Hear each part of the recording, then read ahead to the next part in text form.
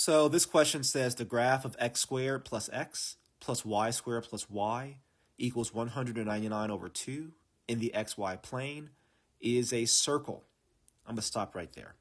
So a circle's equation looks like this. X minus h squared plus y minus k squared equals r squared.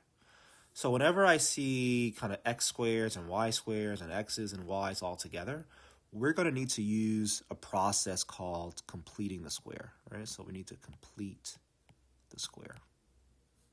Hopefully that sounds familiar to you because it's a really otherwise difficult to find the answer to this question if we don't use this. So complete the square. How do we complete the square? So I want this to end up looking like that. So the way we do this, we take our x squared plus x, and we say, well, what can I add to this so that it ends up looking like this? So that it's a perfect square, basically. The way we do that is we take half of the middle term. The middle term for us here is 1. I'll use a different color. There's no coefficient here, which means the invisible coefficient is 1. Half of that is just 1/2. And then we square it, which is equal to 1/4. And that's what we add, right? So we'd add 1/4. But in adding 1/4 there, we also add 1/4 to the other side of the equation, which you'll see what's going on with that in a second. In doing that, this will become x plus the half the middle term squared, right? And if you wanted to FOIL that out, you'll see that it exactly equals x squared plus x plus 1/4. Then we do the exact same thing with our y's. So here I'd have y squared plus y. Well, that looks just like x squared plus x, right? So it's also going to be 1/4 added. And it's also going to turn into y plus 1/2 squared. And I also have to add a 4th here.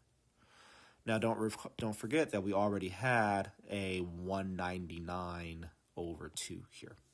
So far I'm looking like x plus 1/2 squared plus y plus 1/2 squared, none of which matters because we're trying to find the radius, equals, here's what does matter, because all of this is the r squared portion of the equation. Now, in order to add fractions, I want to have a common denominator. So I want that 199 over 2 to really be over 4. So if I multiply top and bottom by 2, so times 2 and times 2, what I get is 199 times 2. I'm pretty sure it's 398. Let's say times 2. Yep. So I get 398 over 4 plus 1 over 4 plus 1 over 4, which is going to be equal to 400 over 4, which is equal to 100. Now, that 100 is not our answer because 100 is just the r squared portion here. So that means r squared is equal to 100, and therefore I can just put a radical over both of these, or square root both sides of this equation, and I'm left with r is equal to 10. So the correct answer here is r is equal to 10. What we would plug in here for our answer is just 10, and that's the answer to number 27.